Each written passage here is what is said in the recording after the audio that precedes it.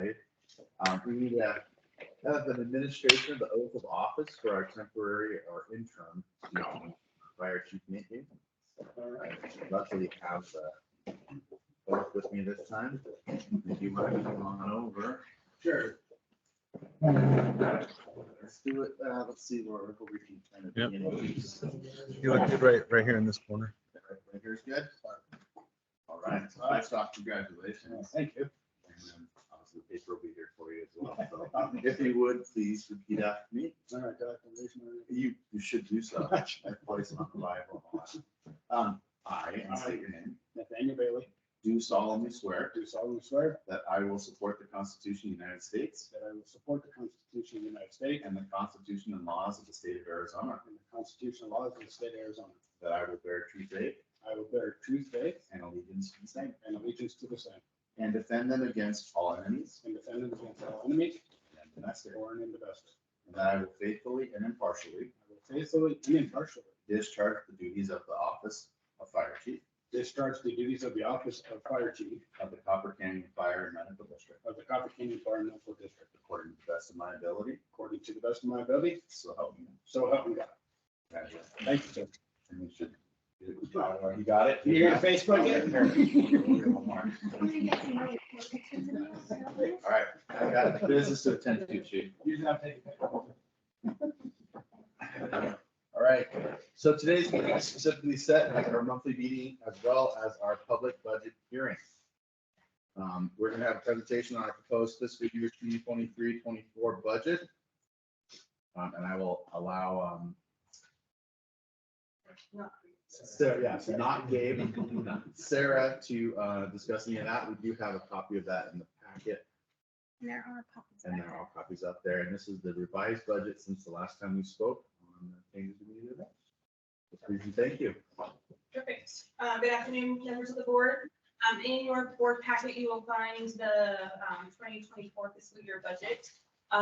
Currently with the total tax revenue, we're looking at just shy of $5 million at $459,706. That's broken up between our property tax revenue as well as our FDAT. Our property tax revenue is based off of the assessed valuation of just over $127 million, which is a 7.9% increase year over year.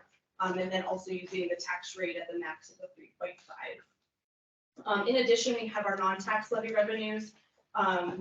Big drivers of that is our ambulance services at $2 million. We have IGA revenue about $1 million, which includes wildland in there at $100,000. Our grant revenue is at 1.053 per million, and that includes SAFER grant. I will mention that right now this includes the SAFER grant that we are currently in, which expires midway through next year. We do not have anything for SAFER to renew right now. I know that we're working through that to potentially get an extension, but we have not included that in the budget for next year. And then we also have some CEP training grants as well as firehouse subs, and then some state appropriation funds. And then we have other income of about $220,000. Personnel expenses were at $9,1.2. Most of that's coming from our personnel costs. So personnel is $5,724,000. Operations is $1.5 million. We have our line of credit that we'll be paying down about 1.1, as well as our debt services, which is our current debt that we need to pay on for next year of about $848,000. And then funding for reserves is $100,000, which is our money that we'll be making from that we planned in there for wildlands that we're funding to reserves. And the reason for that is really just to make sure that we aren't banking on the fact that we're going to have a wildland season. So we put it in as revenue, and then we take the profit and put that to reserve so that if for some reason we don't have a wildland season next year, we're not going to have problems meeting our budget. Just real quick on the expenses on personnel, I just want to remind everyone that this does include the CEP hazmat and water stipends. It's the OT1 outsource of the fire chief role. as well as the administrative account assistants to a full-time position with no full staff. And then removal of the opt-out medical stipend. So with that, I'd be happy to answer any questions the board may have. First off, thank you. And I just want to personally just take a minute to say thank you to the staff, especially the ones that are here. I know it's been a lot of work to get to this number. I do feel it's I wouldn't say overly aggressive, but it's a fairly aggressive number to hit and be able to hit that debt that we're trying to be out for the year. So I applaud the efforts it took to get us to the number where we can get this debt paid down. So thank you for that. Open it up for questions if anybody has anything from the board. I just want to clarify, and I think I do know the answer to this, but I just want to put it out there also that the allocation that we're anticipating receiving from the state budget process is not included in this. So we have the funding, the appropriation request is in here. It is. Yes. Okay. The 750 is in there, but Yes. the 190 through Correct. ARPA is not. Is not. It's not. Okay. That's correct. Okay. So that could be an additional funding source. Okay. And I will mention on that ARPA funding, so we're working the final pieces of that right now.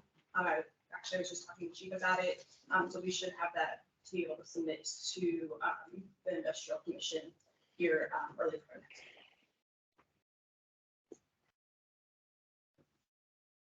week. Okay.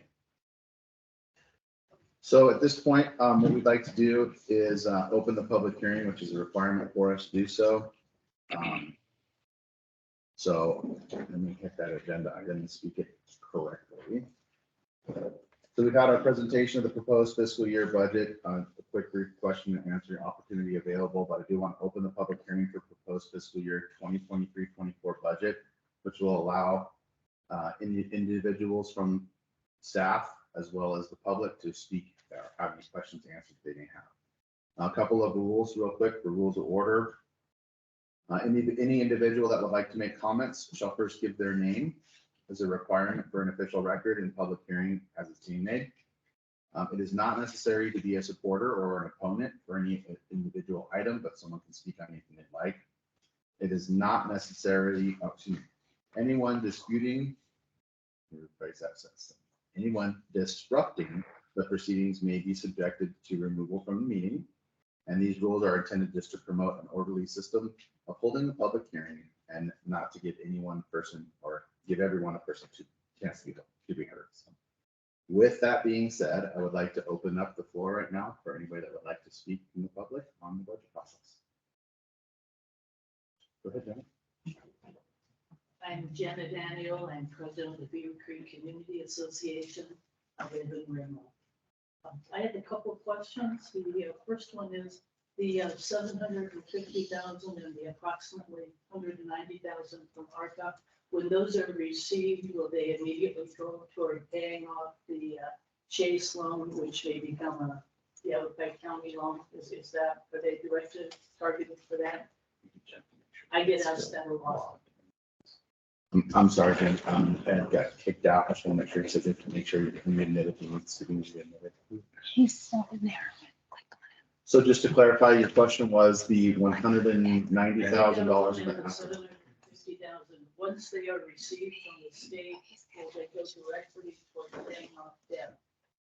Okay, I can give some of that information over here, but in general, you can't say this check goes here to here and then pays, but that will offset the withdrawal requests for the warrant accounts and such, so as to pay the debt down by the end of the fiscal year, would be my answer. If you have any addition to add to that. Yeah, so I mean, we'll be taking, we're looking at a 13-month cash flow right now for the district and analyzing what we have to pay off. When we do get those funds, that'll be added to our cash reserves balance to then make payments to, whether it be to pay down that line of credit, pay bills that we need to until we can get to our first tax draw, which typically happens in October, November timeframe. The debt is not popular over on our side of the creek, so we are hoping that it is paid off promptly. Real quick, just to speak to that, I don't think it's popular anywhere. And with the counties, working with us in our plan that we have, we're looking at, being able to hopefully have that debt paid by the end of this fiscal year. We would also like a copy of the 3-year plan that you submitted to the county. We'd like to keep up with that. We feel bad that we didn't keep up with this in previous years, and so we try to correct our behavior with that. I have one more question, and that's about the SAFER grant. We didn't include that if, I think it's April or so, it expires maybe March, and you accounted for that in the budget. If it is renewed, then there will be extra money in the budget, is that correct? Absolutely. What happens to that? We will have to decide at that time. Yeah, and going forward from right now, it would have to be decided at that exact moment that we are awarded the funds, where that would be shifted to. Most likely it'd go into capital, so we could roll it over for the next year. But I'm hoping that we'll have that debt paid off. If not, obviously we could allocate some of that towards that. Thank you. Thanks for the answers. Yeah, thank you for your questions. Does anybody else have anything they'd like to? Yes, sir. Yeah, Michael Loza, District Employee and resident. I just have a question, what's the other income? What's that entail? It's $222,000.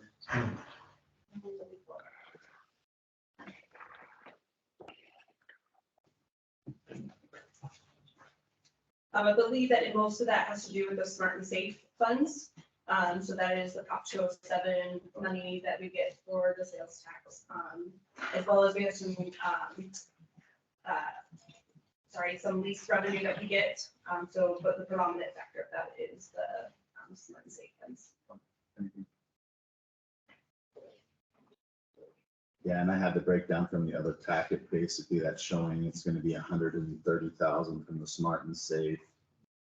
Leases about $9,300, interest $7,600, and 63,000 person fee schedule revenue. So there's a couple items into that category. Just broke down a little further. Okay, if there's no other comments this time, I'd like to ask staff if there's anything you'd like to speak about or any responses to anything else you've heard from the community. Okay.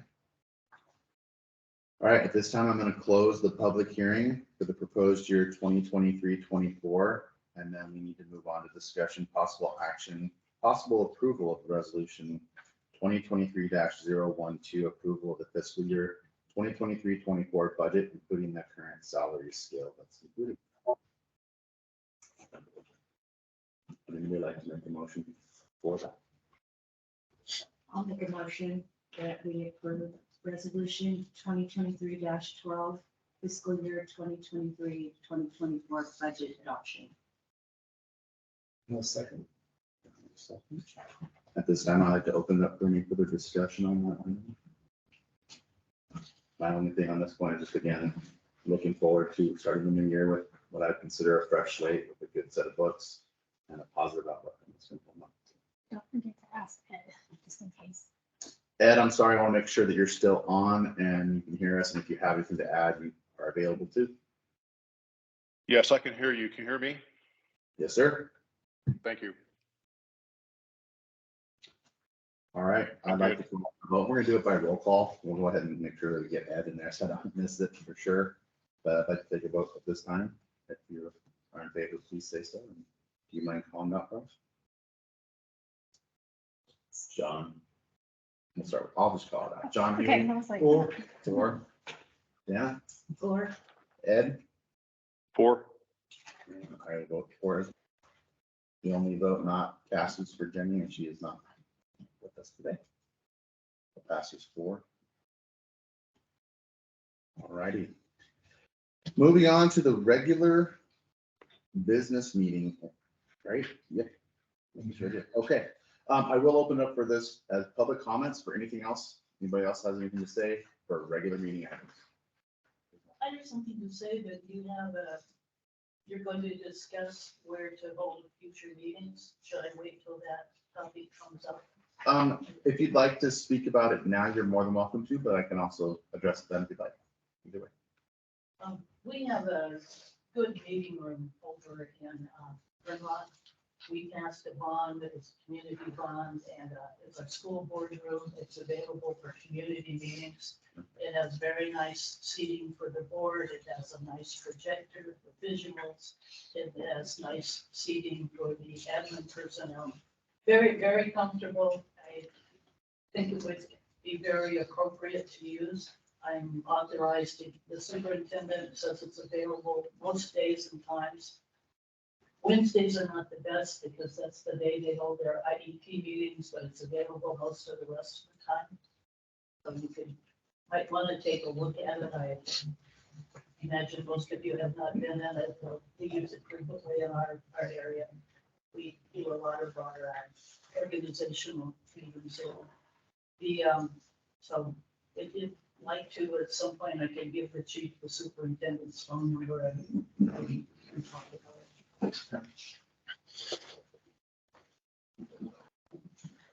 All right, I do know that it's been more than a struggle to find appropriate places to have meetings that have enough room and have technology, so we appreciate that as well. All right. I wanna flip my agenda away. We want to move to the consent agenda for the discussion and possible actions for the following items. I'm just going to address them all 1 through 4 in one lump, and then we'll discuss the other resolutions. But I'd like to go ahead and ask for approval for the regular meeting minutes for May 17th, the special meeting minutes for May 25th, executive session meeting minutes for May 25th, and the special meeting minutes for June 4th. For first, excuse me. So I can actually make that as a motion, yeah. I make a motion that we approve items 1 through 4 in the consent agenda for all the monthly meetings. A second. And all in favor? Aye. Aye, Ed. Perfect. All right, number 5.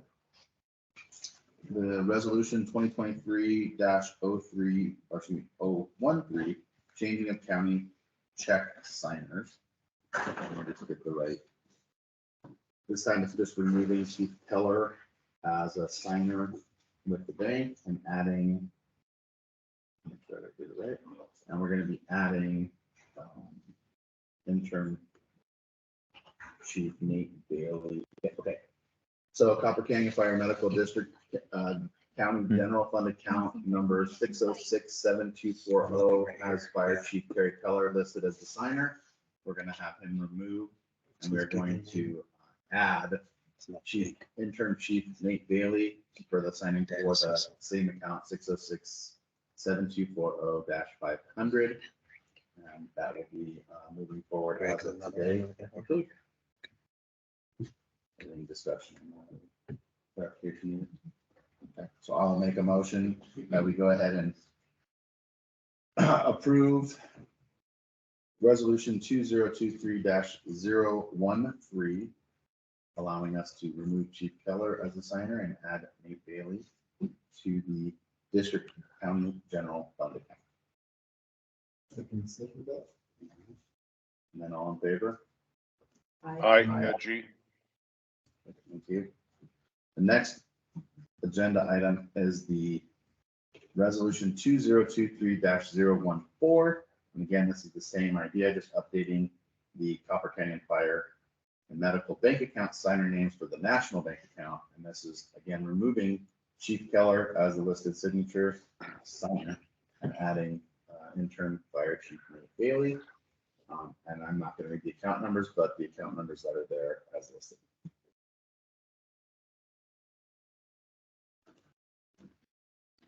So I will make a motion to approve that as written, resolution 2023-014. Second, Ed G. Go ahead, proceed. All right, any other discussion on that item? All right, all in favor? Aye. All right. Wonderful. Moving through the end of our consent agenda items, we'll move on to letter C, which is the financial report and updates. And that was coming from Sarah/Gabe. Discussion possible action review of approval of the May finance report. Please. Thank you, Mr. Chairman, members of the board. In your board packet, you will have your May 2023 financials. And I'll touch on a couple of things, but before I do that, I will mention the reports are looking a little different. If you notice, the account structure is a little bit different.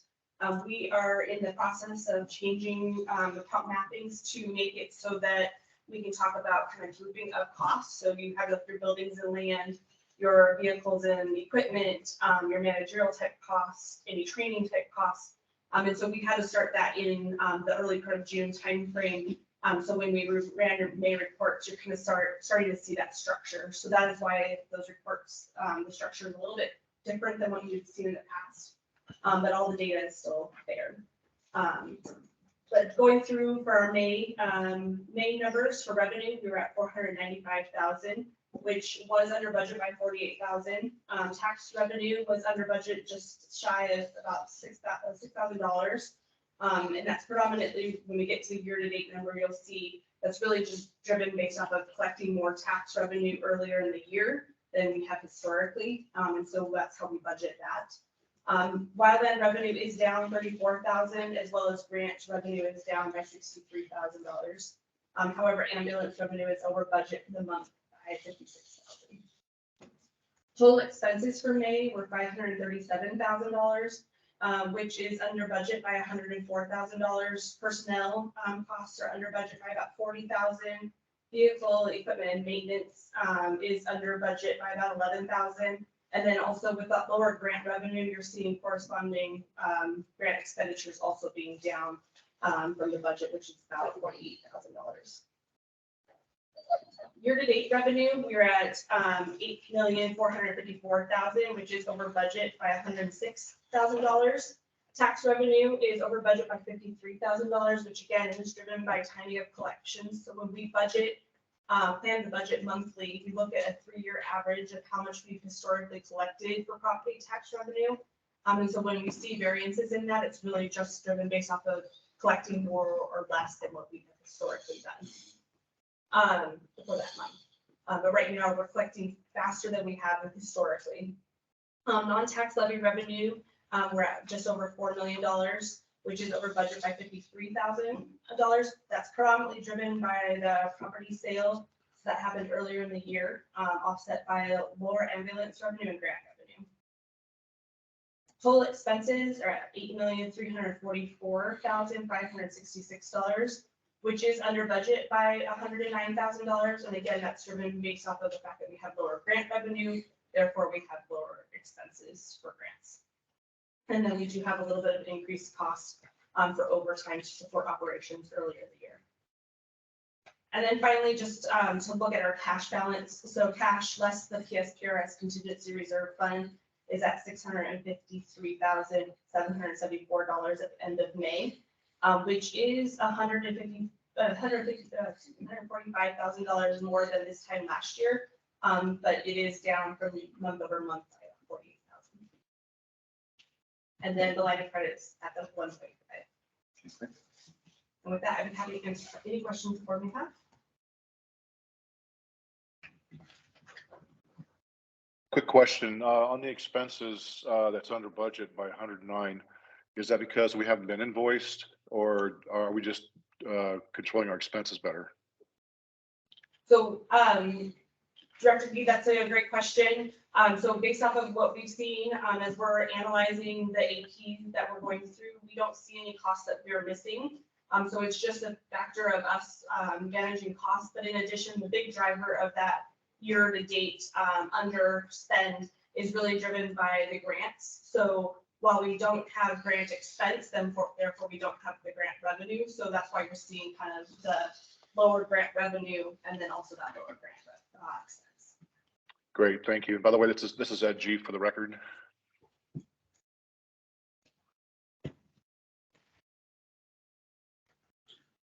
Okay. Thank you. So I'll make a motion to approve the financials as presented for May 2023 from Sarah from JDG. Second, Ed G. Okay, second, any other discussion or questions in that need to be answered? I appreciate you guys just cleaning up, ability to clean up our reports so we can actually read a lot of the stuff much clearer. So thank you very much. It's very, it's a huge improvement. Thank you. All right, all in favor? Any opposed? Aye. Ed, I'm just confirming you're voting a 4 as an aye, not opposed as an nay, correct? That's correct. Sorry, I'll be more clear. No, it's okay. It was just a little delayed, so I want to make sure. All right, thank you. Okay, the next item, discussion and possible action on the Yavapai County assuming the line of credit from the JP Mortgage Chase Bank. I'm gonna go ahead and speak on that one if that's all right. I know I have it underneath Gabe stuff, but since he's not here, we're both. So. All right. As you're well aware, our current financial position has definitely put us in some hardships, and several accounting practice changes were required, as well as many accounts were reviewed and things came up that we weren't expecting. One of those such changes was a discussion that we had to deal with our credit line, and we've had multiple inquiries and questions as requirements on that and what's going to be placed on that, and if there was ways to refinance and some of the other things that come up. So this one specifically, this most recent conversation came up from the banks themselves. We got contacted by both Zion's National Bank, which will be the next item we talk about, and JP Mortgage Chase about our loans and negotiating for the next fiscal year. Yavapai County called us and specifically asked to have a meeting on that credit line. Historically, we have been issued a credit line through the county, but that's through JP Mortgage Chase Bank. The county currently had 1,100 such accounts they are managing. Something I did not know. They were having to watch cash flow ins and outs and issuing warrants and things on 1,100 accounts. They are looking to pare that down. They're down to 900-ish accounts right now, which is a big change for them and a lot less oversight. But one of their goals financially and for them, specifically for management purposes, where they're trying to get more control over managing their own budgets and their own credit lines.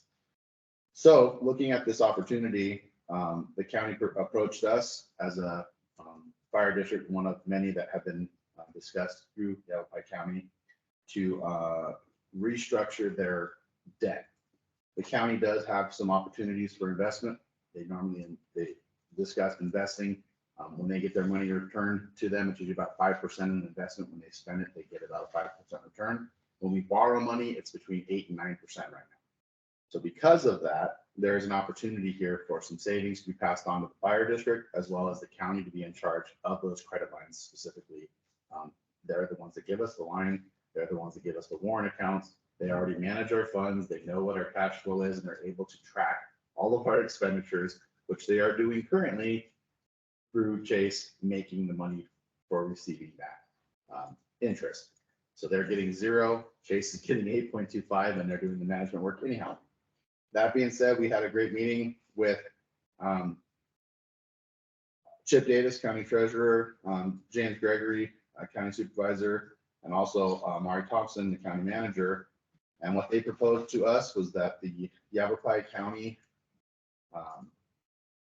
go ahead and pay off our credit line, the $1.5 million with JP Mortgage Chase Bank, and then they will reissue the credit line to us from the county. The county themselves will then be our financer for the 1.5 million, as well as the current updated warrant accounts moving forward, which we anticipate having to have draws until October on, but they are willing to pass on that savings of that 5% on what they would normally, or to the word normally, custom to making it, and their investments, as it is taxpayer money, so it needs to be at a aggressive rate or equally high rate. That'll give us an approximate savings of 3.25% on the entire balance. We figured that number out to be approximately $77,000 per year in savings just on interest alone. In doing so, they also have recognized that we have a plan in place. We have a repayment option that they are willing to accept. There's no further requirements or anything necessary from us, and they're willing to extend that credit line for us for at least the foreseeable future. So that is where we are moving forward on that. I want to make sure that we spoke it into the public eye so that we no longer owe JP Mortgage Chase Bank anything. And we have one account with the county, and that is the warrant slash credit line, all the same thing. That was that. If there's anything else on that that I missed. Okay, there's probably more than needed to be said, but at least everybody hears what's going on. Yes, ma'am. Question. I just looked at this and under debt service, the amount goes up.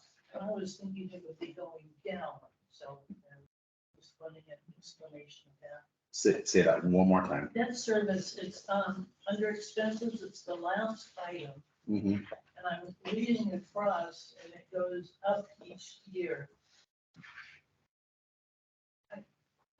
So I Yes, was there's- hoping we were paying off debt, Mhm. and then we had some other debt that was 4% a year, I would think would be steady, maybe not, I don't know. Why does it go up? Mr. Chairman, members of the board, the reason for that, that is just your principal payment. So as your payment amount stays the same throughout the plan of the loan that we have with Zion National Bank, more money will go to principal. So right now, interest is where it's going, with some going on to principal, and then as we go through the years, we'll have more going to principal payment versus interest. So that amount, that's why it's going up, is that's just the principal portion of the payment. The interest is part of our building and land, our vehicle expenses. So that's going down throughout the year for those principal payments, where the debt service is just the principal. So it's a different line item is what I'm understanding. Correct. The interest is under one line item, which will be going down. lower, and the principal, which is the debt service, will go up as it switches over to principal instead of interest. I think it needs a better name. It's basically your principal payments, so that, it's not interest, so it's just your principal payments on the loans that we've already assumed. So as we go through the years, more of our money when we're paying that payment is going to pay the principal payments. Thank you. Appreciate that. I agree with you, a better name with that line item better.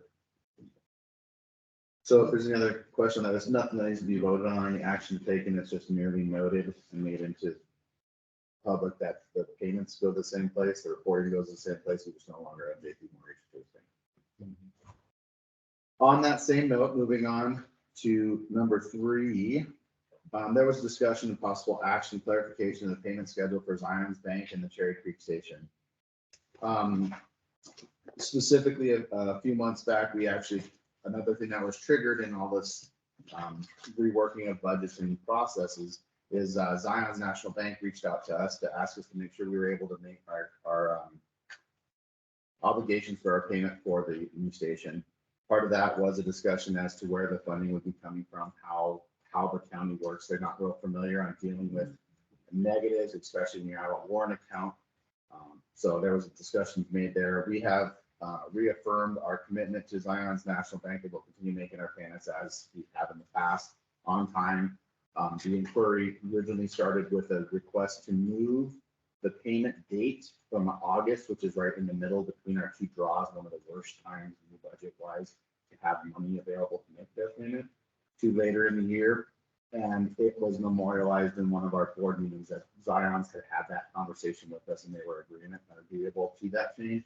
And that was not the case. So they wanted to make sure that we reiterated that we were keeping our commitment with Zion's Bank. There is no change to the note or any payment schedule or date. They're willing to continue to work with us, even with our decreased credit rating. Yeah, but they will look at discussing a change in the payment date at a future time of a potential. That is all that. Any questions or concerns there? We were trying to have that after October. If we could push it back to November, December, which allows time for taxes to start arriving, that would be ideal. So, yeah. All right, so I'm not gonna take any action on that at this time unless anybody else has anything they wanna. So item number C, letter C, number 4, discussion possible action of a possible approval of resolution 2023-015, public safety personnel retirement system pension funding policy for fiscal year 2023-24. I'll open up for discussion at this time. Yeah. Mr. Chairman, members of the board, as part of state statute requirements, every year we are to review the PSPRS pension funding policy for each district, so that we can walk through kind of where we are from a funding perspective, as well as what our actions that the districts are doing to be able to ensure that we're paying off our pension liability. I will mention in your board packets, you'll see the PSPRS funding policy as it is right now. Right now, if you look at the actuarial for Copper Canyon, we are at $18.5 million worth of assets and $18.4 million worth of liability. So we are over funded just by 0.2%. So still good news. That's mostly due to the fact of the refinancing that we did back in 2021. So one of the things that we'll want to review is making sure that we continue to work through keep that fully funded pension policy. If you look at the bottom of the action, it does take into consideration what actions we've taken and what actions we will continue to take.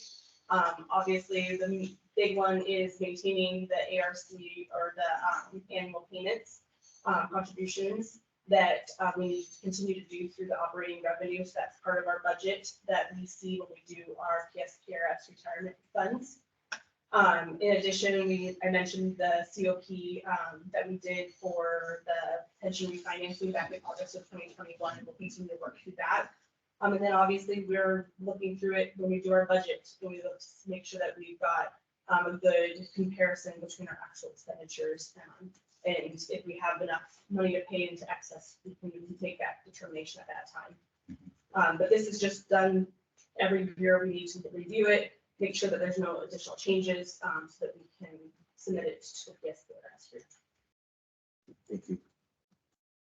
Any questions on that at this point? It is one of the big positives right now. It'll be something we have to address in the future, but it is something positive as far as our interest rate goes and the way that we can keep our costs down and be able to work through this problem in front of us. This is a positive. All right. I will make a motion to accept the resolution as written, 2023-015 Public Safety Personnel Retirement System Pension Funding Policy for fiscal year 2023-2024. Second. Second. Any further discussion on that? Ed, and make sure you have an opportunity for any discussion. I can see it and I understand it. No discussion. Okay, thank you, sir. We'll go ahead and take a vote then. At this time, all in favor to pass, we'll say aye. Aye. And no opposed. Okay. Moving on to staff items. Someone else gets to talk. Love that part. All right, first staff item would be, whoa, they put fleet report up front, so I can't mess with them? You're welcome. Rob, let's hear about it, sir. I can't skip your in. Well, apparently not. So complete report for May, engine 11 had a couple of issues. I had a pressure switch for the pump shift fail. It would cause the truck to not go back into road after being pumped.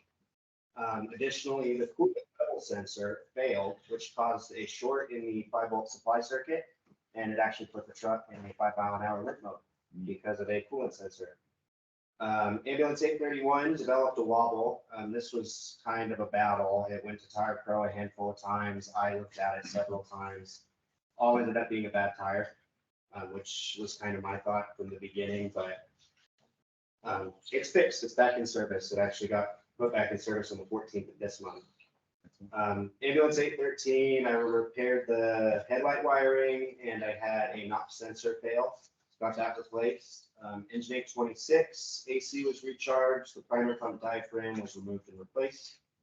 Engine 816 got a new starter, all new wiring, and initially what was in there was a keyed ignition. I got rid of the keyed ignition, put a couple of toggle switches and a push start. That way the key's gonna get lost, nothing like that. Engine 831 got new rear tires, and I got to pump test Verde Valley's apparatus. Excellent. There's one left that needs some repairs that I will have to re-pump test because it failed the vacuum test. But once I'm able to get valves in it, then I'll be able to pump test it. And other than that, it wasn't a super crazy month. That's good to hear. It's that semi-crazy. Yeah. All right, thank you very much. Move on to operations report from the battalion chief. Yes, sir. Operationally, we ran 384 calls, 186 of those were transports. Finishing up this half's training packets. We've done our in-service with our SCBAs, our new SCBAs, which are grant funded, and they should be going online here sometime soon. But crew's gonna keep them busy, both in the streets and in the station, so always good there. And I got a question. Was your crew on yesterday evening, afternoon? Yes. The Joy Road fire, it's in between Montezuma River Fire Station and the airport. We've been having a problem there. There's a relatively new owner that blocked off the road that we've been using for many years. And I just wondered if there was any problem in accessing that property. I'm trying to get the county to do something. We're working with Yavapai County to handle that issue. Okay, good. We've been working with them too, and so far, so maybe you guys will be able to push through doing something because it's just not right. Access and right of access are two different things within Yavapai County, and what we have and what we can do are obviously based on access into that property. If it's private, we have no easements, nothing to work off of, then we're kind of stuck in the mud as well, so to speak. And they have rights, they have those rights being a private driveway to access other properties within that. So if they're landlocked within the county, they're gonna have to fight on that with the easement. We can only do so much. So But we are working the on new it. owner is landlocking them and also makes it very different for social services. We have tremendous difficulty in delivering food and other supplies. So The good news is that that fire was controlled to that room, and we were able to gain access from all different directions. So if you're training, we were able to extend lines and do everything to keep that whole place from burning down. And actually, we had one of our bee shifters got a dog saved yesterday, which is really fun. It's pretty good to see him walk out of a house with a puppy that everyone was trying to get, so it's really good. the owner of that house has done tremendous labor herself trying to bring it up to code, and it's, thank you for the work, and thank you for the crews. Yes, sir. If you want to put a hat on left side, start with number 3 and then switch to the right for number 4, I'll just leave it both to you. Absolutely. All right, so the fire marshal report for last month, still going strong with permits and new construction coming in. Frame Tech currently just got their sprinkler system installed. That's up by Station 3, and their fire alarm just got permitted. So they're moving right along with that project. They're hoping to have that done by November to get the equipment in and everything started up here shortly. So we're moving forward with that.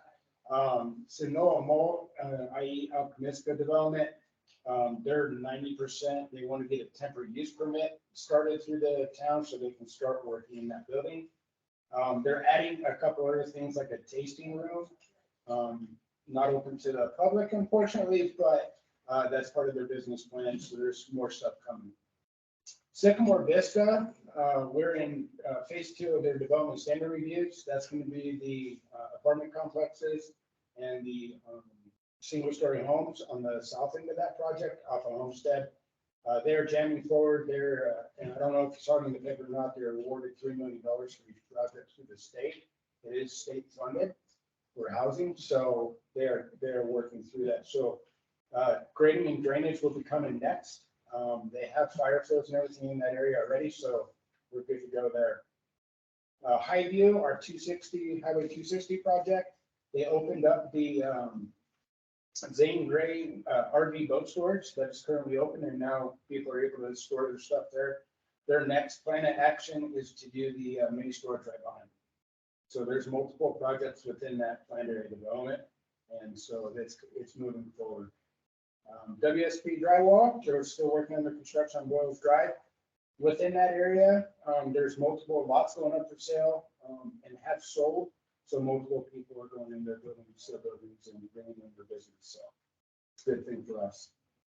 I haven't heard much on ropes and storage. The Rimrock, there was final review on the water design, and then I got a final inspection to do, and I haven't even seen the actual install yet. So they're working with, that's through Yavapai County.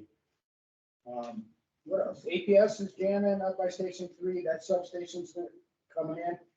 The biggest thing with everything going in right now is power and water. So those are the two infrastructure pieces that everybody needs currently, and they're working on both. UPS distribution facility is working through their process on infrastructure, and we have multiple financial companies coming in and builders and developers looking at building additional stuff within that area. We just had a meeting last week, and it's not on here, but Bertita is coming in as well. They just submitted all their stuff to build in that area, and that's perfect. So we're gonna have a lot of commercial coming in. And we hollow behind town hall there on Main Street. They're building their second structure. If you haven't gone through that project, it's pretty cool to see. They're doing multiple, about 13 buildings in there. They're 2-story mini homes. So Moscato's has been done. They got an EV charging station in the back of that they've started up as well. And then residential is just going gangbusters with 21 plan reviews and 6 final inspections. For March, the meetings, obviously, I went over to assisted Sedona FD. We did a final inspection at the airport. They had a brand new fueling station going there. And that was pretty cool. So I was going to work with their inspector to go through that and get that final done. We've had multiple meetings on pre-ops and development reviews. Verde Valley Cooperators meeting with State Forest Service, ADOT, and everybody else. Working jointly to make sure everybody's got things covered. So that's been occurring on a monthly basis. And then multiple May meetings, other May meetings, obviously. B Shift, I got to throw out there, did a PR event at the Peter Creek School. They did an amazing job working with the kids and having a good time. And then I went over to Verde Valley and assisted in a residential structure. So that's the fire marshal. Well, thank you, Fire Marshal Nate. All right. Fire chief's report. As you mentioned, the staff items have kind of changed. I thought it kind of important to put all my reports at the end, so we can reflect on the reports first. Just to go through the fire chief's report, we did a new hiring process. We had 5 applicants, interviewed 4. We've offered 3 and have got none to take a job. So we're stuck. And the 4th one is, in my opinion, not hireable. So we're kind of at a standstill with that right now. Hiring a medic, firefighter medic, laterally. We do have 3 applicants currently for firefighter EMT. They are all local. So that's going to be the next drill I'm looking for. Yeah. Real quick, do we know, did they say that, was it money? Is that why they? Some of it was, a gentleman out of Texas is a driver operator, so he makes a lot more money than what we come in on a step 3, step 4 lateral. Okay, and I know, before your time, we talked about tracking that information. I think it's important. Very much so. And, thank you. And we have to currently, because of the situation with our safety. We need to document everything we're doing. Okay. So if they come back to us and say, well, I haven't filled up the required positions to maintain that safer grant, we can show them we're trying. We've made offers. We've done it. So Thank you. you're welcome. So that's hiring. Grant update. I'm just going to leave this on there because we do have a lot out there currently. We were denied for our Prop 202 grant for the backup generator in Vermont. Kind of a pie in the sky opportunity, and we got denied, unfortunately. So down the road, as we move forward looking at stuff, there may be something that hits the radar, but it's not going to work on the grant situation. That could actually go through a different process through the Arizona Western Rack, and that's more or less where you use your stations for any kind of flooding, emergency operations centers, stuff like that. So we can go through DEMA on that. That'd be a better opportunity for us put it through that than it would be for the Prop 202. Obviously through that, we put out for safer, we haven't heard anything, so everything right now is still good. We haven't got any denials on the federal level for our safer and our AFG grant program. We also got a kind of a nod from the county, just as a thank you for the efforts we put in, that they are now, since some of the areas cleared with our situation, as well as, oh my gosh, the place on the hill that put too much money together on their bond. Crown King. Grand King, Mayor Grand King, Williamson Valley. We were getting confused and roped in a lot of conversations with the Crown King, because Crown King was pretty close with a lot of seats apparently. But they're gonna start helping, see if they can't grease the wheels on that safer grant information for the, so it's not just a yes or no, if there's any problems or hurdles related to the deal with that directly. That's very good news. Any help we can get on our kind of local and state. That's what I said. So that's out there. We are looking at other opportunities. There's a lot coming up, the 100 Club, firehouse subs. There's another one that came through on our community economic grant, so we can put in for funding for education. So that's something we're definitely looking at. We are recently going through some of the IGAs, and we are way out of date on a lot of them. And we've been kind of just operating gray areas with a lot of the stuff we're doing. Time of Camp Verde, obviously, we need to redo. The Cliff Castle Casino with the tribe, we need to look at. So there's a lot of IGA stuff that we are going through and we're gonna have to revise. So we'll bring that to the board here down the road. For admin staff, we met with Bobby Finley. There was some stuff that we were paying for in the past and we never knew of. I'll let Carrie, you want to talk about it? Which you geeked out on. So family benefits, which is now benefit commerce, you'll see in the checks that we pay a monthly fee and it's a flat fee and they provide services for us. So Misty and I weren't quite sure what all was included on that. So we met with Bobby Finley and he brought a couple of tools to the table to share with us. By the sounds of it, there's a lot more available out there, but we've been a little overwhelmed. And so he's just kind of giving us a few tools. One of them is the Alera HR website. And what that is it gives us tools and templates and access to HR directors. So if we need any kind of HR assistance, we have that available to us at no additional cost. It's all included under that monthly fee. As we utilize them, that HR director would get, the company would get familiar with us and then we would get assigned a specific rep. So then we would have a single point of contact down there. One of the things that they also have is this employee handbook builder. We don't have an employee handbook. We need to have one. So that's another thing that we'll be able to use. That's all been vetted through lawyers and things like that, so that it meets state requirements. There's also training available in there. So it's just this whole slew of information that's really exciting and some of us have geeked out on. Another one was TrueWho, which is a communication hub. It's kind of like it's like a website. It looks and feels like an app that would go on phones, but you don't have to use a password. We can send out text messages.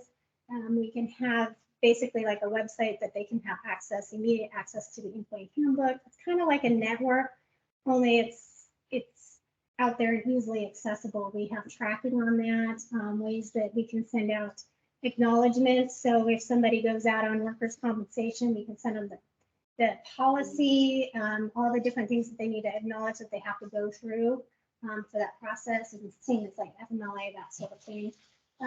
It can be used for all kinds of communication. So right now, that's one of the things we just met yesterday with the BCs, and we're looking at ways that we can leverage that and improve our communications.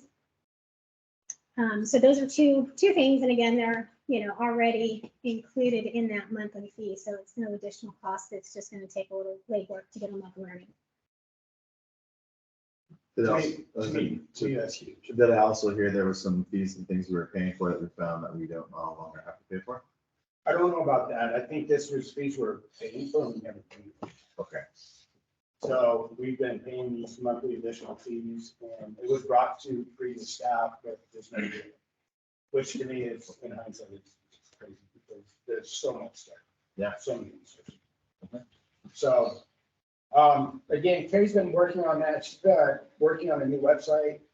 Her, Misty, and myself sat through an educational process on building this new website to make it one more user friendly.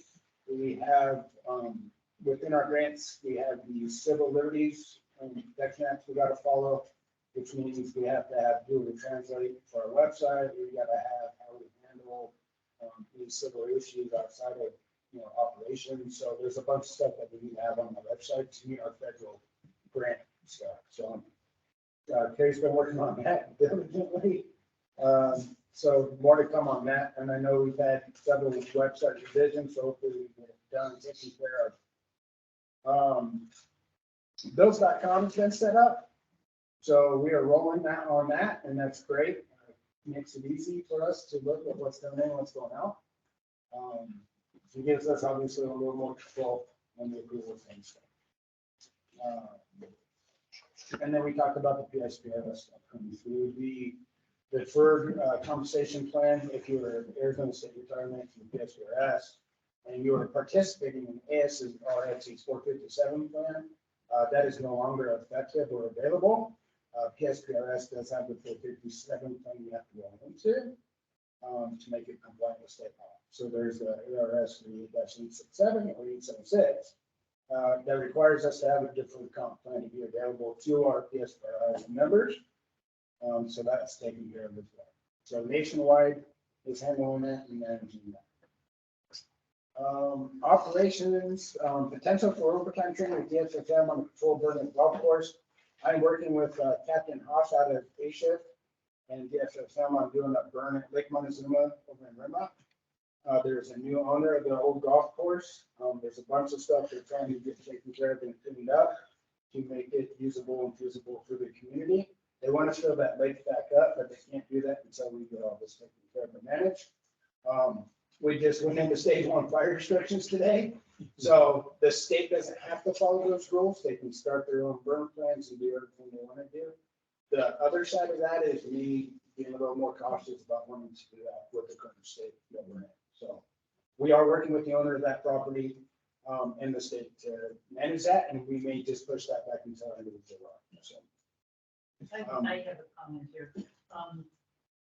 We have a very effective communication over in Red Rock, Lake Montezuma, McGuireville. And last time, and this is something that really needs to be done, is for last time we went door to door and let people know that they weren't on fire, that they were being burned. But this is important. So I would appreciate getting phone calls about if this kind of thing is going to happen and when it's going to happen.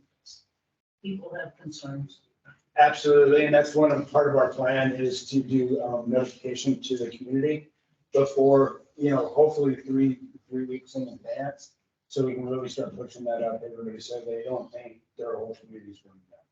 So that is part of that ultimate. Whether it's social media, and I know not a lot of people in that area use social media too, so maybe doing door to door and going to organizations such as yourself, you're involved in the community and reach out with that. And we went door to door last time, but the number of people using social media has increased enormously. Okay. But they do need notification because we have had some bad fires that were not intentional. Right. Thank you. So we have that going on. Staff update. We've had 3 members currently have newborns.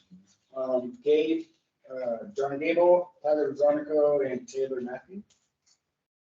So they've all had new babies, and so obviously it comes with that comes that from away and time off because we want them to have fun with their family. The other part of staff update, and I just want to say this today, is really want to thank senior staff.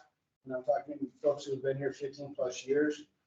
Due to our staffing issues, we're still not 2 on vacation. We've had sick, drops our numbers relatively low. Those individuals are stepping up, they're jumping on ambos, running those calls, and it's not easy when you're running 10 to 15 calls a shift. So I just want to give a big appreciation to those individuals for stepping up and leading by example. So. And further recognition for that as well. A lot of those guys could be in their top 3s or at the end of their career that are not getting the steps they should have for their top 3s. So I appreciate that as well.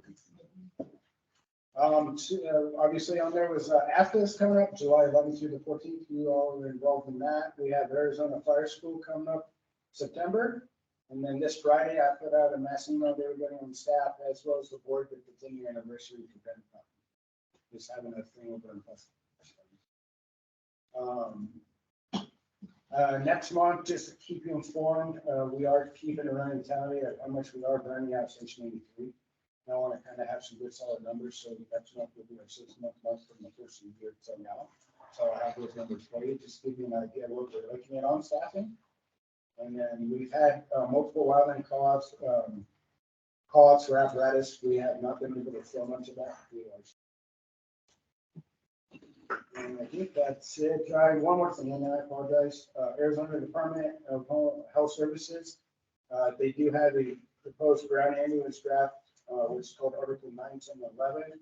That closes July 2nd, and it's for departments that do have certificate of necessities, like new grant transports, and how that's going to affect us on rates, what we need to provide, stuff like that. So that's coming down the pike. I will definitely keep informed on what's going to happen there, as well as GTD, because that's going to affect on the bill. And just real quick, I did receive this from Chief that it is the 10th anniversary in remembrance of the Granite Mountain Hot Shots on June 30th of 2023. I won't read the entire thing, but they're basically urging all residents of Yavapai County in Arizona to pause and remember the dedication sacrifice of the Granite Mountain Hot Shots on Friday, June 30th, 2023 at 4:42 p.m. So we'll put a notice out for that. Just look for it. Thanks, Chief. All right. Next item is the number 5 under that reports there for staff items was the discussion, possible action, review, and approval of the HR policy number 400.02 holiday. I'll leave that for you, Chief, as well. All right, so last month we looked at doing the vacation, revising our vacation SOPs, or human resource policy, sorry. This month we went over holidays. The language and verbiage within our old one was very confusing, what we couldn't do and how people were and were not being paid. So we kind of mirrored what other fire departments and fire districts within our area are doing to just keep it consistent across the board. Some of that stuff is, if you weren't working on shift, you weren't going to be paid for a holiday for some reason. That was in our policy, and I understand that part, but I worked with labor on that. They agreed that that's something that didn't make any sense. Our holidays are pretty much going to be staying the same. And the other part is how we were going to define overtime and how that was going to be paid and calculated. Which really didn't change much on our end. I think that's the bigger, the more consistent ones. The big one on the bottom, obviously, is looking at that policy review, and we added annually because we need to continue to keep that on some things that we come forward. I think it's I think top of the later is later. Taylor's here. I don't see Jake, but obviously there's other representatives from the floor. I'll open up. Are there any other questions or discussion? Anybody have any clarification questions on that at all? Does the board have any questions on the policy? It looks pretty straightforward to me. I appreciate getting the red line stuff as well, so we can consider that. You think here for that? She's awesome with that. All right. Well, if there's no further discussion on it, make a motion that we approve the human resource policy number 400.02 for holiday as, I guess, revised for today, June 28th of 2023. I will second. Any further discussion there? Thank you guys for the work on that and getting it done so we could have it ready for July. Appreciate that. All in favor? Aye. Aye. And no opposed. All right. Thank you very much. I'm on the executive session. There's an opportunity here for us to go into executive session. At this point, I don't feel a need to unless anyone else on the board has a reason to discuss that. I can go over some of the stuff in public, what we're discussing on the property right now, but there's nothing for executive session unless anybody has any concern. Okay, the only, the next line will be the reconvene, but we're going to stay in public session. The discussion, possible action, instruction, and staff designated representative regarding the district on salt mine, district property on Salt Mine Road. We're currently still discussing the next steps and procedures. We actually met with the town this morning to be able to further that process along. We had our, is it a neighborhood meeting? Neighborhood meeting. So the letters went out to the neighborhood people around our property to allow them to have an opportunity to respond or discuss or have any questions answered. There was a couple of people that were not in favor of having that changed and classified as a commercial property. We are now in the process of having our formal intent written to the city or the town, excuse me, to be presented. And it looks like we'll have that done before July 6th to be put on the agenda to then have it in the public meeting on July 27th for the town council meeting to discuss our desires to have that rezoned and have an open public hearing. That is all that's in the works right now. Just a couple of points of clarification. The dentist would like to stay there. At this point, we're not necessarily in the same position we were 6 months ago even, where we're not necessarily needing to have to sell that property. But in order for us to do any kind of remodel work or the dentist to do any remodel work or to continue the same function we are performing now, we need to have that changed to a commercial occupancy. They will not grant any type of permitting for that property until that's handled. So we're working on taking care of an easement that's there for the old highway that is no longer there anymore, as well as hopefully getting it rezoned. So even if we stay, we can redo an admin building or allow the dentist to expand to stay where they're at. But those are all things that have to happen. The next option could be a sale in the future, but it's not as dire as it was before. So that's where we're at. I'm going to go ahead and I think I'm just going to go ahead and table B because I don't think we have any further discussion right now. I'm going to share that off unless you have something to add. Okay, so we're going to just get one letter B then. All right, under the board member items, on letter A, discussion possible action pursuing joint management agreement with Sedona Fire or Verde Valley Fire District. We did receive a, let me back up, had a meeting with both chairpersons and some board members from both districts, as well as the chiefs, both Sedona and Verde Valley. At this time, Sedona Fire does not wish to continue further discussions on an IGA right now, or a joint management agreement. They're just not in the right position to allow that happen as easily. Verde Valley has continued the conversation. Chief Johnson was good enough to go ahead, as we discussed, and proceed with his board. They've already got a draft IGA, and we've actually been able to see that. It's been passed to the union and to the board members, so hopefully if they got a chance to look at that. But I do want to open that up for an opportunity for discussion, and Chief Johnson was nice enough to be here for us today, so we can discuss anything about that, or if he has anything to say, I'd like to let him have a chance to speak. If you have any questions, we'll start there. If not, I'll just ask Chief Johnson, but take the floor. All right, Chief, welcome. Thank you, Chairperson Maxwell, board members. Just to give you a little background on the JMA that was presented. The JMA was constructed looking at 3 different current JMAs that either are in existence or have been used in the recent past. The one we looked at was one with Daisy Mountain and Black Canyon City before those 2 organizations became one. Another one they looked at between Buckeye Valley and Sun City, 2 fire districts as well. And then we also looked at one that was between Central Arizona and Chino Valley when they first started. So we looked at those holistically and figured out which one would fit this type of situation. And that's kind of where the draft came from and the background for how this draft came before us. Going through those, reading through those, some of the ones that the larger organizations that have multiple layers of management, assistant chiefs, deputy chiefs, division chiefs, that doesn't really apply to the situation. So we pulled that level of detail out of this JMA, really kept it basic, simple, to where this JMA starts, where it's just really at the top of the organization to where there's a shared services. It doesn't go much past the fire chief unless there's special considerations or special projects that we need our administrative support to get us through the process like we do on a daily basis. So that's the background as far as where this JMA came from. Before I did send it out to the group, I did have a legal review on our side.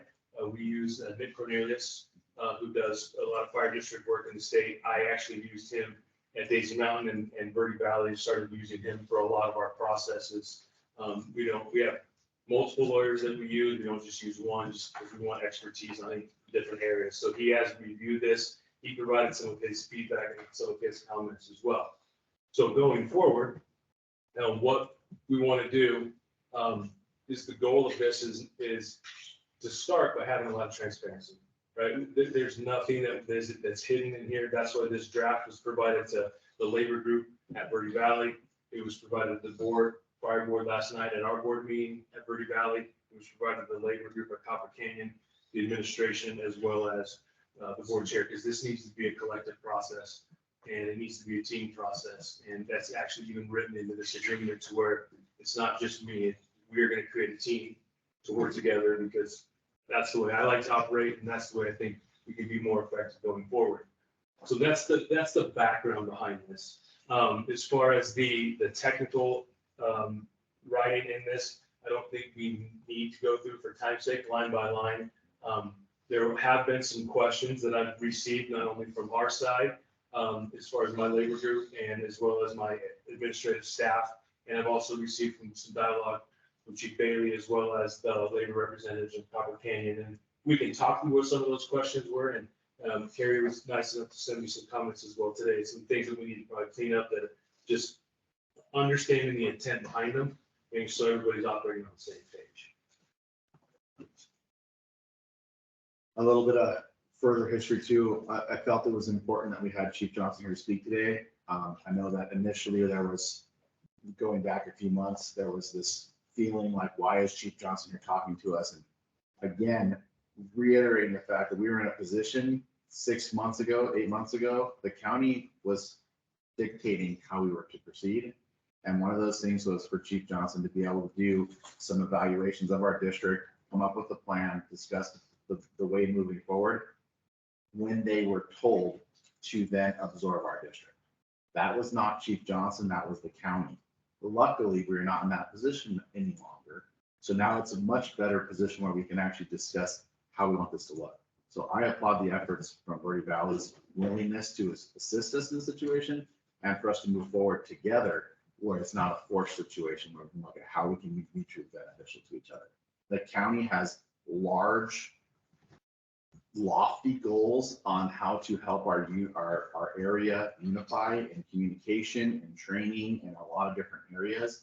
And they see this as a really good opportunity for us to begin building these relationships. So the county, the citizens, the people that are paying for both districts can be mutually beneficial. So I think this is fantastic just to see it. Obviously it's the beginning of many opportunities and we'll see where it goes, but thank you for bringing it forward for sure. No, I appreciate that. And just to tag on to that a little bit, as far as the state and the legislative stuff that's going on, I do sit as the vice president of Arizona Fire District Association, and I'm responsible for helping direct our legislative agenda.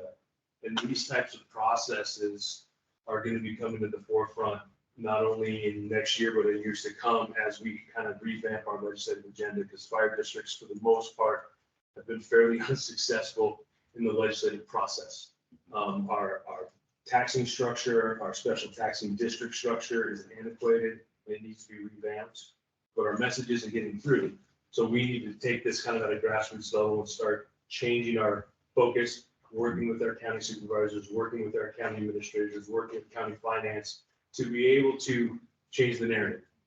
And we're going to be the ones that have to do it, because what we realize is we're not getting a lot of systemic change and help from our legislators. We'll get little gifts here and there that'll get us through, but we need change. And these are the type of things that I hear when I'm working with the PFFA or when I'm working with the legislators is, 144 fire districts in the state of Arizona is too many. That's too big of a process to try and create a one-size-fits-all change for the fire districts in Arizona. So that's what we're working on doing, getting ahead of that ballgame and being in control of our own destiny at this point. Just so last night, our board met, our board did go through this as a very preliminary review.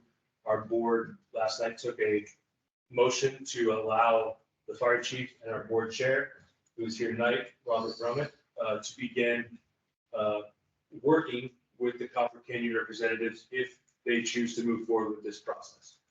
This is by no means a final draft. This is a starting point, and we want to have input and clarity from all levels of the organization.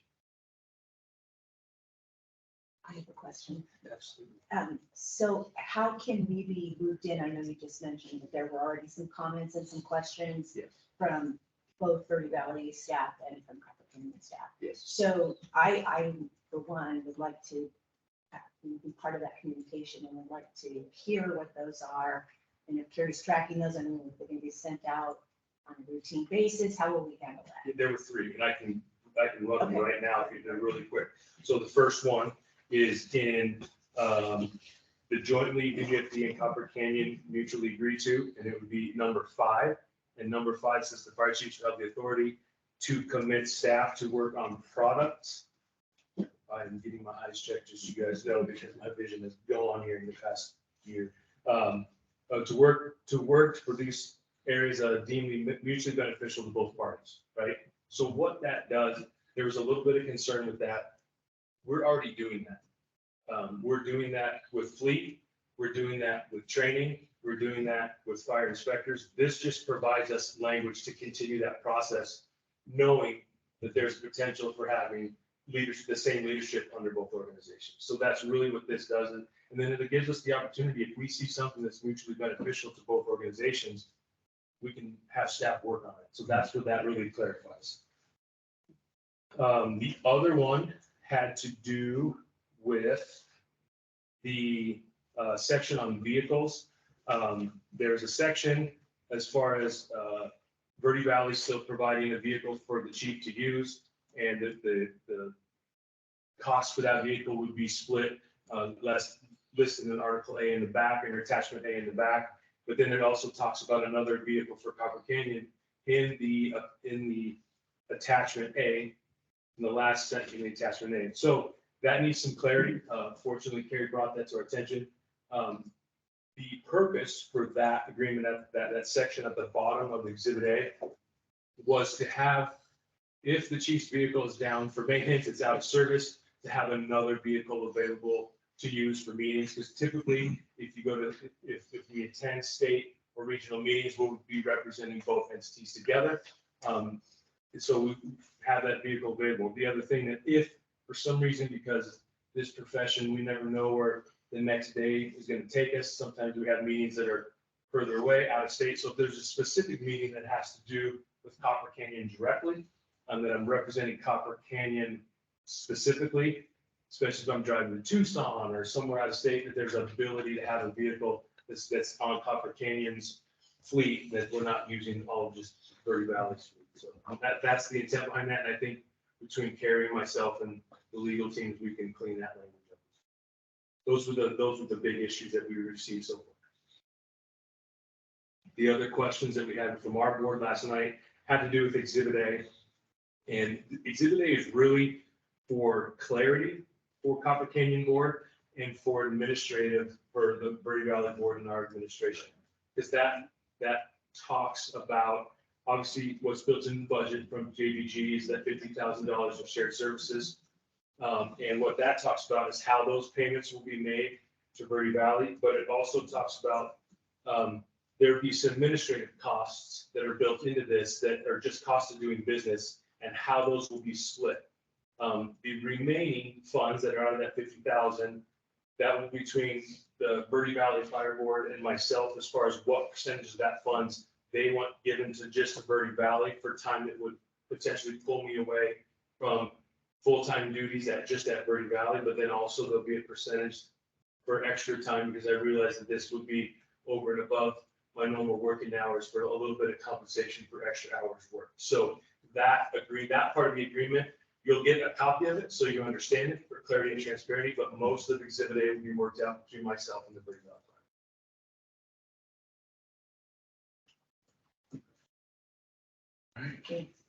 Chief, I have one question. Joey Martin, Yes, sir. Engineer at B-Shift. I think the biggest question that, and it hasn't been answered through my labor, where is this headed? I mean, is this, or is Bernie Valley, is our board, is whoever, are we looking at years down the road, once we become solid again, of us becoming one? I mean, is that where we're headed? I think that's a tough question because we don't know where this is truly gonna end up. Could it? Absolutely, it could. 100% it could. Could it completely separate? Because I'm sure if the labor group on this side has some of the same reservations because of past events and past history, there's anxiety on the field though. And I You're get looking it. at it. No, I get it. I absolutely, because I have the same anxiety in my guys, in my firefighters. So to say, give you an absolute on that now, I think it would be premature, way premature. For Okay. one, this isn't done. This is not a direct path to a merger and consolidation because there's so many things that we'd have to work out budgetary wise with mill rates and with all of the different things where you got to bring out an organization, two organizations within an alignment. But what it does in the meantime is it allows us to start looking behind the covers at each organization to see if it's something that we would be interested in. And there's the same, at a staff meeting this morning, that I had the same exact question, and there's nervousness because I feel, and this is just my opinion, I feel there's nervousness because in the past there's a potential lack of transparency, and there's a lack of there's been potential for deals to be made behind closed doors. And the purpose for this, and the purpose for me giving this to the labor group, getting it to both board members, being very public with this, so you see everything that's in it. You see everything that's in it. There's nothing hidden, and you know it up front. So I appreciate your concern because that's pervasive across the entire floor on both organizations. I'd like to see in Hold favor. on one second. I just wanted to respond to Joey real quick, right? I can only speak for myself. I can't speak for the entire board, but I can tell you that as far as moving forward from today only, the only thing today forward, the only thing I can say we're going to do for sure is continue with our mechanic services. That just makes sense. Sharing that ability for them to do that is just beyond, that's just so we should be taking advantage of that. With the chief position, I can tell you that we are not going to be in a financial position, I would say for at least 2 years, to have a full-time chief to be able to consider that. Right. At that time, that will be the moment of decision. And that's unfortunately for Chief Johnson, that is a natural break. Like here we are, and now we're here. That's going to be our reevaluation time. And I have no plans that are in place or in my mind until that time is reached, whether it's working or not.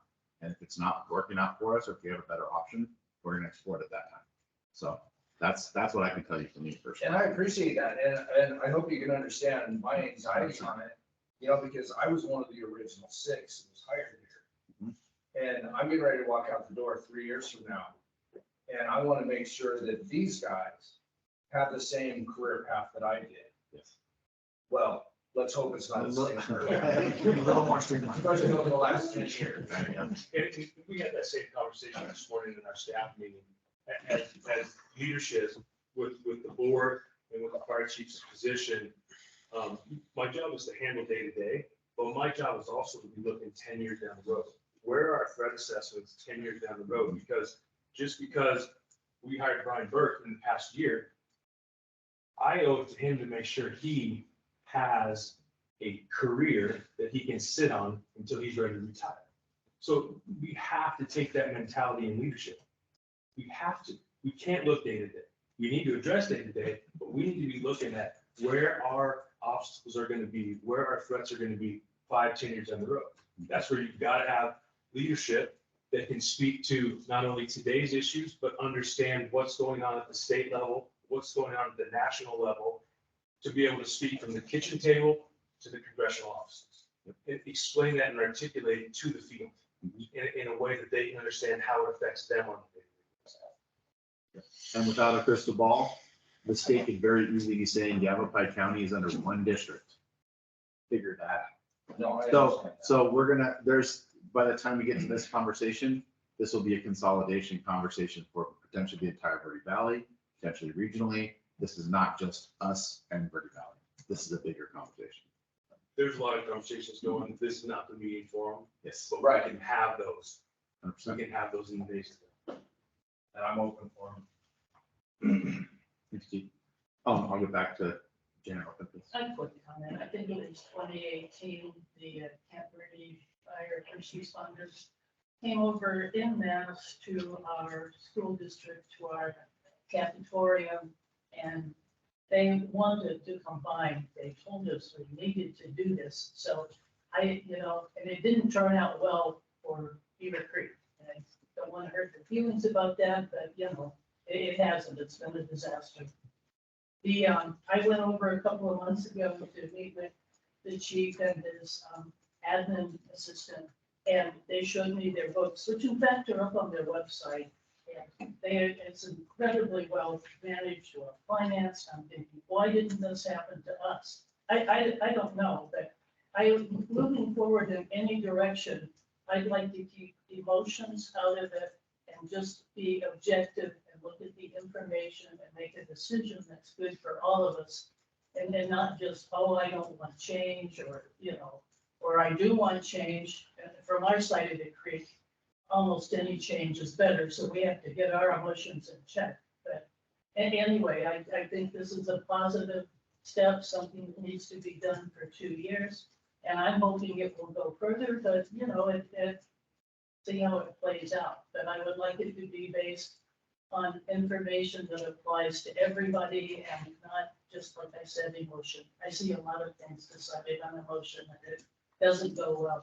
But facts and emotion are both real, and as a leader, I need to make sure I acknowledge both of them. Right, so I wholeheartedly agree with you, but I need to be also a compassionate leader that understands there's emotion behind them. And there's feelings behind it, and there's passion behind those emotions. So I think as a group, we can balance facts and emotion. Can I add to that too? Sure. There's Cooper color coding through the military, and they use it on emotional based situational awareness. Right, so white is you're chilled out, feet out, watching TV, nothing bothers you. Yellow is you walk out the door, you're always a little alert, you always know something's going on. I explained this a little bit to catch one day. Orange, your height level is up. You're in a movie theater, you see some sketch person walk through the door, you're gonna focus on that person all the time, because it worries you. Red, you're 100% going gangbusters, you're working through the stress, and then black, your mind's just gone. You don't recollect anything that's happening. I think with the current situation, past situation that we've dealt with, operationally, everybody's been working in red. It's been stressful, the events have been hurtful, and so trying to bring that down, and I think now we're back into orange, because we're kind of moving in the right direction. And once we get back down into that yellow phase, things will be a lot smoother and we'll start working more collectively as an organization, but also looking at these options as we move forward with this stuff. And I think it'll get a little easier. So there is a big picture out there. And like Chief Thompson said, our districts are a major threat right now. One other quick question, slight change. You were working with the legislature to try to get them to recognize the military paramedics and EMTs to be cross-certified in Arizona, so they wouldn't have to leave $10,000 worth of training. We were working Has that on, gone yeah, into so it? we were working on reciprocity. Who should we write or call? So it's passed. So we worked with Senator Bliss on reciprocity. It only applies to EMTs, which is okay. So that did go through. The governor did sign it this past legislative session. That gives us more opportunity. It gives us opportunity, yes. Thank you for your efforts. So I guess I can open it up to the board. Is there any other questions or concerns for Chief Johnson or anything that we addressed here? I think as far as I reviewed the document, and it does lay a really good groundwork. I was really pleased with seeing how it kind of described everything. And really went through everything. You know, later on, we'll get more time further questions on it. But overall, I mean, as a basis documents for now, I like it. I thought they did very well. I think as far as actions are concerned for this item, I don't necessarily think there's anything to vote on or have the action on right now. The only thing I would like to discuss is how we want to proceed. We want to direct certain parties to continue to work with Verde Valley on developing this and bring it back again. How do we want to, I mean, obviously you don't want it to either stall out or be able to continue. So if anybody has any thoughts on that. Have we sent this to our legal counsel for review? No, Okay. not yet. The goal there is to kind of have a one-touch process with him, just to kind of save on some legal review, because every time it goes back, he reviews it in full. So I'd rather have both parties kind of mutually agreed to where they're at, and then have legal review it at that point. There is a conflict of waiver interest built into this agreement. The one thing that we need to get clarification on, our legal counsel is comfortable with the conflict of interest waiver being built into the agreement. Mr. Whittington, at the last one that we dealt with, he wanted a conflict of waiver agreement done before he would even look at it. So that's one of the things we're gonna have to understand where Mr. Whittington falls on this document. So that's where we stand with it. We do have a conflict of interest waiver ready to go from our legal counsel if need be, but we didn't want to interject that at this point in time to confuse the effort.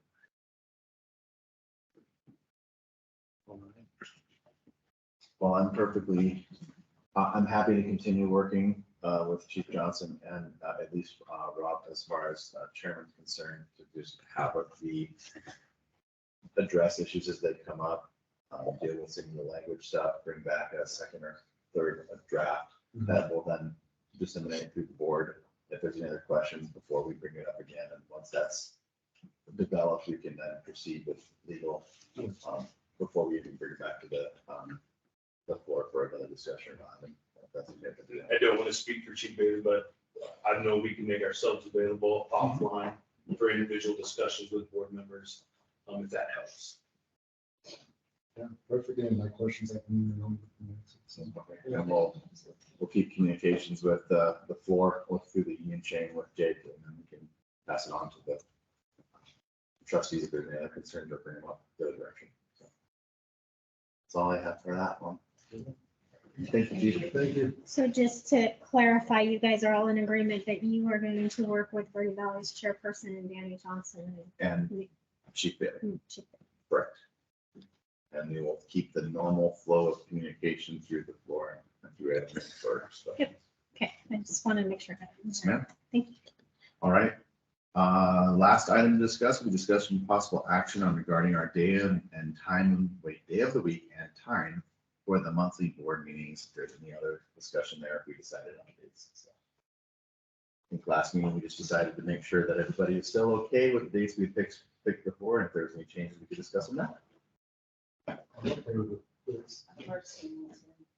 So right now, we're consistently aiming for the third Wednesday of the month, and we're still shooting for 2 p.m. So is Ed still good? Yes, I'm still good. Thank you. Okay. And then Jenny had told me that Wednesday is best, but anything later than 2 p.m. is better. So I don't know if you guys want to keep it at 2 or push it. I have zero opinion once the afternoon's off. It's off. It's 3 o'clock, 2 o'clock. Yeah, I'm saying. Okay. So she's saying she'd prefer it to be later if possible. Yes. She said anything later than 2 p.m. is better. Let's push it an hour then, make it 3 p.m. Ed, do you have any problem with that? No, I can do that. Okay. Well, I will make a motion to adjust the time of our meetings to 3 p.m. and keep the date as the third Wednesday unless there's a holiday or conflict moving forward. All in favor? Aye. All right. All opposed and Jenny, but she's for that as well. With that being said, if there's no other things that need to be addressed right now, I am going to ask for future agenda items. So close. Is there anything else that needs to be put onto agenda that was not already discussed? Yes. Go ahead. I would like you to put on the next agenda, I was tasked with drafting the letter regarding, a thank you letter regarding the budget appropriation. And I intend to have that done next week. And then we'll circulate it, and I would like that to be on the next agenda, please. So we'll get that for time, in time to take a look at it before next meeting. We can approve it before some. Perfect. Yep. Okay. Chief, you said something? Yeah, next month we'll go over permit fees and fee schedule. Perfect. Revised fee schedule as well as adding components into our processes. We want to keep consistency across the board. Excellent. And obviously, that's the ongoing conversation with the town to make sure that we have some involvement in those bigger projects. Very much so. All right. Anything else? Location. Please, you've really left Rimrock Lake Montezuma out of the meeting loop. And I think that's been a crucial error, that we have the best meeting room. And if you come look at our boardroom, which is available for community use for the fire board, I think you would like it. I can definitely take that into consideration. Go take a look at it. The biggest concern or timing thing for us is having our staff available and things, and we're moving quite a bit of pieces to make it happen. You can always move the staff back over to Rimrock. So Janet, I was unaware of that room, so I will get with you to find out the information and maybe we can take a look at it. Okay. And it definitely has been discussed that we should rotate I for sure. think you would like it. Yeah. Anyway, please take a look. Yeah, I think it was part of the board's wishes initially was that we would maybe once a quarter at least be at different stations in town and things so we can, yeah, I'm not sure. All right, thank you. All right, with that, I will adjourn. Thank you. Can I end this, Carrie? Yes, you can.